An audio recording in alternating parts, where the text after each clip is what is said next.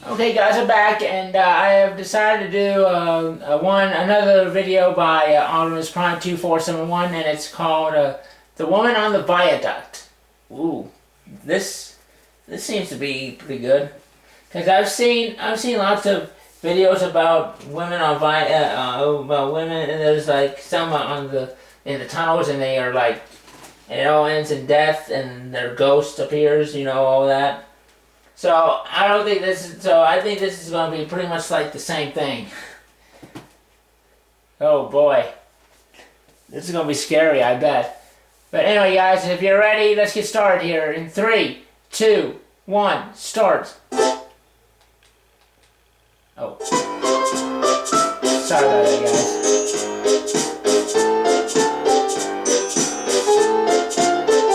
Dang, those things are going fast. I can't keep up with it. The Woman on the Viaduct. Written by... couldn't read it fast enough. Written by Optimus Prime. Produced by Optimus Prime. It was a brisk autumn night. Gordon was making his way down the main line with the night express. Leaves danced around him in the wind as the moon filled the night sky. Gordon was making great time till he came to the viaduct. Bother, he huffed. And I was going so nicely too. The viaduct was undergoing repairs. Again? So the engines had to take great care when crossing it. Oh yeah. Gordon knew it was for his own safety, but he couldn't help but grumble about it. An express engine like me shouldn't have to go so slow. Of course. He groused. How am I supposed to keep to time with these silly speed limits? As Gordon slowly approached the viaduct, the air suddenly grew cold. The wind stopped blowing. Everything was still and quiet. Gordon didn't want to admit it, but he was feeling rather uneasy. Uh-oh. Then he heard the sound of faint crying nearby. What's that? Called his driver and applied the brakes. Gordon stopped, and there, in front of him, was a young woman standing on the side of the line, crying her eyes out. Oh my. Excuse me, Mom, said Gordon. Is something the matter? Are you lost? Careful. The woman didn't say anything. She just kept crying by the side of the line. Gordon's fireman climbed out of the cab in an attempt to comfort the woman. But no sooner had he set foot on the viaduct than the woman let out an ear-piercingly loud scream. Then she rushed towards the edge of the viaduct and jumped straight off, down into the black void below. Gordon and his firemen were in shock. They had never witnessed anything so horrible. The driver helped the fireman back into the cab and quickly hurried to Wellsworth to notify the station master. Oh my. What's the matter? Called Edward from his shed. A woman's jumped off the viaduct, exclaimed Gordon's driver. We need a rescue team immediately. Edward turned pale. The station master telephoned the police at once, and soon a rescue operation was underway. Edward was asked to shunt Gordon home. The big engine was in such a terrible state of shock that he couldn't even speak. The other engines were respectfully silent as Edward pushed Gordon into the sheds. Edward, however, looked more solemn than sad. The next morning, the Fat Controller and the Chief of Police arrived at the sheds. James, you'll be handling Gordon's express while he and his firemen recover from last night's ordeal. James quietly looked over at Gordon, who hadn't slept a wink or said a single word all night. But sir, what about the woman? Did the police find her? We're still continuing our search, said the Chief of Police. But some of my men will stand guard on the bridge to ensure something like this doesn't happen again. Well, I get the feeling that's This not going to relieved happen. the engines a little, but Edward was still uneasy. That night, James took the express as planned. As he approached the viaduct, he saw several officers standing guard at both ends. "You're safe to cross," called an officer. "Good," thought James, and began to slow down. Oh boy. I have a bad feeling about this. But as James neared the middle of the viaduct, he heard the sound of sobbing nearby. Oh my. And there, in front of him, was a young woman, standing by the edge of the viaduct. It's just the same woman. James fell silent. He recognized the danger instantly, but didn't know what to do. James's fireman tried to approach the woman to help, but the woman let out a violent screech and plummeted into the depths below. Not again. It was a few hours before Edward finally brought James back to the sheds. The Red Engine's fireman had been taken to the hospital for shock, and the police had once again been called to the viaduct. But the officers on guard couldn't understand how a woman had managed to get onto the viaduct without them noticing. "They say they were all awake and alert," said the chief of police next morning to the Fat Controller. "They even stopped hikers from crossing the viaduct minutes before the woman jumped. It just doesn't make sense." "Regardless of how it happened, it must stop," replied the Fat Controller firmly. Then, in a quiet, saddened voice, he added, "I can't handle knowing that two fine young women took their lives on this island." Why do you Meanwhile, think at that the was the sheds, same woman? Henry was also feeling upset.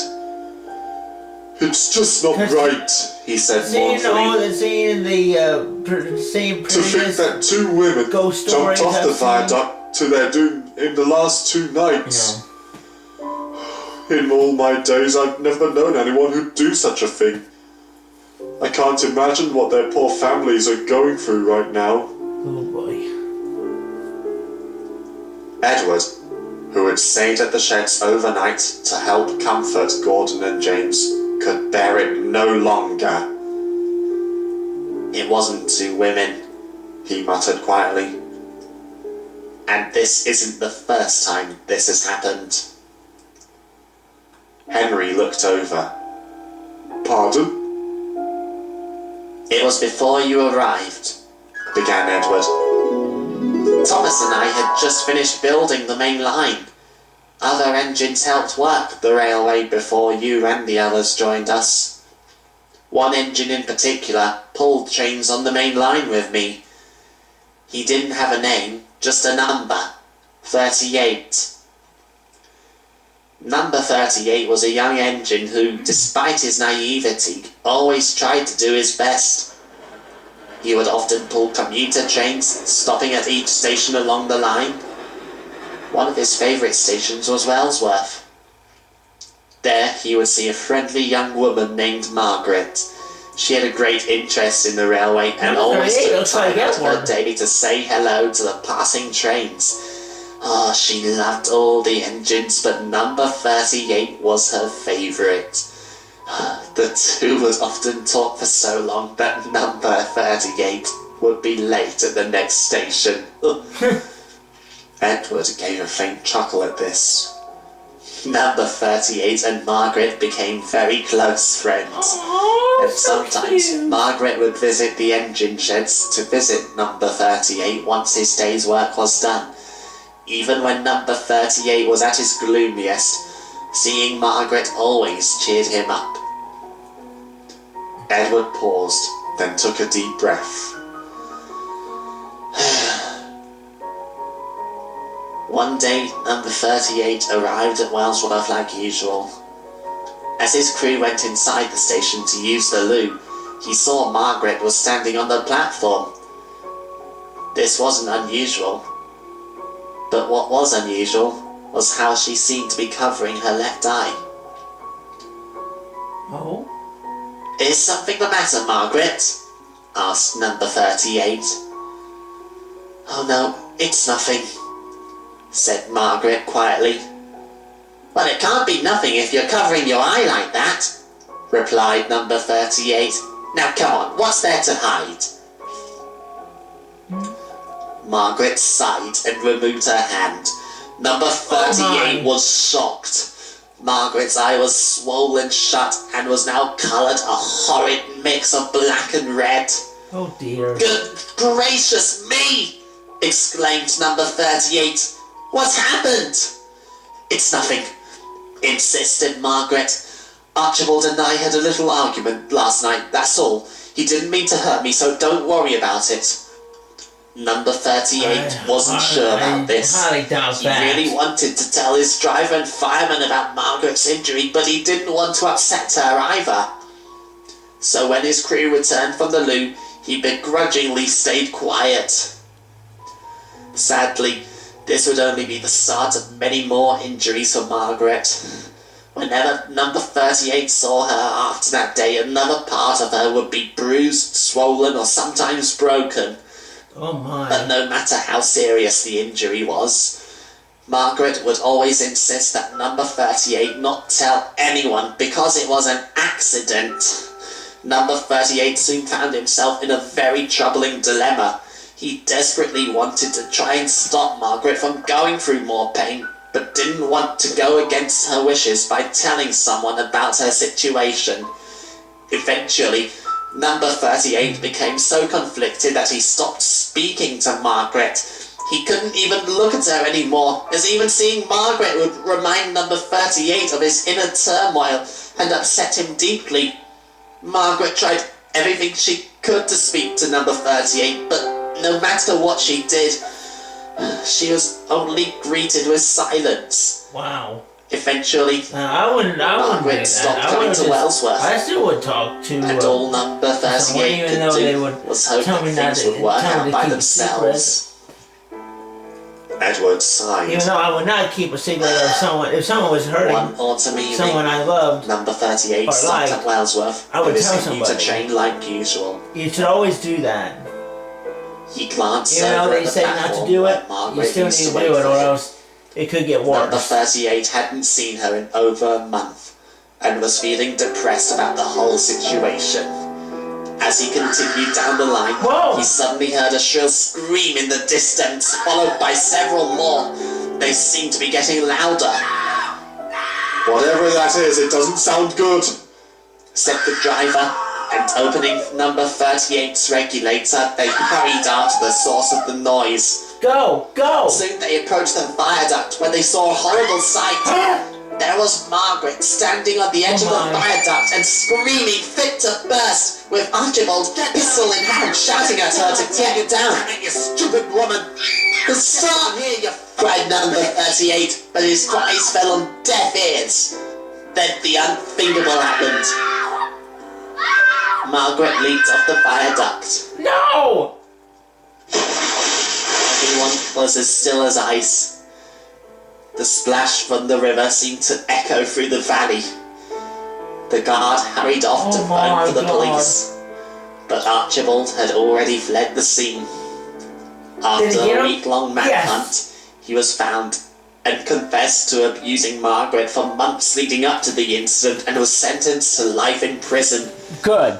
But sadly, He deserves it. Margaret's body was never found. What?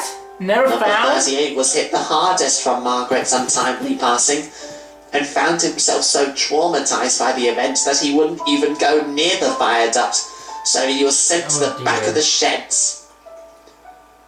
He kept replaying the events of that day in his head, always blaming himself for Margaret's passing, saying that had he just gone for help at the first sign of trouble, she would still be alive. Oh my. The other engines and I tried our best to console him, but eventually, number 38 became so troubled by his thoughts that the fat director had no choice but to send him away. I remember seeing him as he left Sodor. His eyes were completely drained of their joy or youth, and all that remained was nothing but pain. It's a look I'll never forget. No one knows what happened to number 38 after that. But every time an engine slows down across the viaduct at night, Margaret returns to her spot, hoping that number 38 has come to save her from Archibald's fury. But number 38 never comes, and Margaret is doomed to suffer an eternity of failing. Oh, Henry's boiler was as cold as ice, and without a word, he shuddered away to collect the express, leaving behind a very distraught Edward. that's some story. That night, Henry was so worried about crossing the viaduct that he wouldn't steam properly, so Edward volunteered to take the express in his place. Oh, Edward's gonna go. Better him than me, muttered Henry. Be careful, Edward, called James. If you see someone jump, you won't be able to shunt yourself back to the sheds. Yeah. You're either the bravest engine I know or the silliest, added Gordon. Gordon! That's not Edward nice to took talk to no about, notice Edward. and bravely headed off to the station. A few minutes later, Edward was making good time along the main line. The coaches were running along nicely and the rails were smooth. Why But do you Edward think was number only 38 is thinking about Edward? what lay ahead. Soon, too soon for Edward, he passed through Wellsworth Station Seriously, and began making his way towards the viaduct. That's what I'm thinking here. As Edward rounded the final bend, fog began to roll in. Now she's just teasing me, he muttered, and began to slow down. Greenish fog. As Edward puffed onto the viaduct, he began to feel uneasy, but he knew he had to keep going. Right on cue, the sound of Margaret crying filled the air. Edward looked down to find Margaret standing by the edge of the viaduct, just like she had been for Gordon and James. Oh my. Edward took a deep breath. Hello, Margaret, he sighed. Margaret looked up. She seemed puzzled. It's me, said Edward slowly. Number 38. Oh, I was right! Walked over to Edward. Number as if 38 she was couldn't Edward. believe her old friend had finally come to see her again. I'm sorry it's taken so long, puffed Edward quietly. I was just so scared to see you again because I was worried you wouldn't want to see me again. But I want you to know that... Edward began to tear up. Oh no. I'm Edward. so sorry for forcing you to go through all that suffering all those years ago, cried Edward. I was young and inexperienced. I never meant to hurt you. Oh, Margaret, I'm so sorry. It's all my fault. Edward. Margaret stared at the old engine.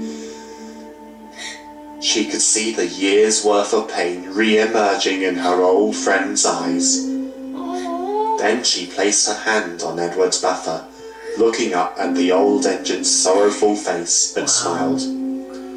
It wasn't the largest smile, but it was enough for Edward to know that Margaret had forgiven him. And just like that, Margaret disappeared into the night, gently being carried away on the wind to her proper resting place. After that, there were no more sightings of women jumping off the viaduct, and work on the railway continued like normal. The engines were relieved to no longer have to experience the horrors that Gordon and James did, but Edward was just happy to no longer have the burdens of his past continue to weigh him down. For he now knows that Margaret is no longer suffering, and is instead, after so many years, truly happy. And for Edward, that's all he could ever ask for. Good on you, Edward. Good job, old boy.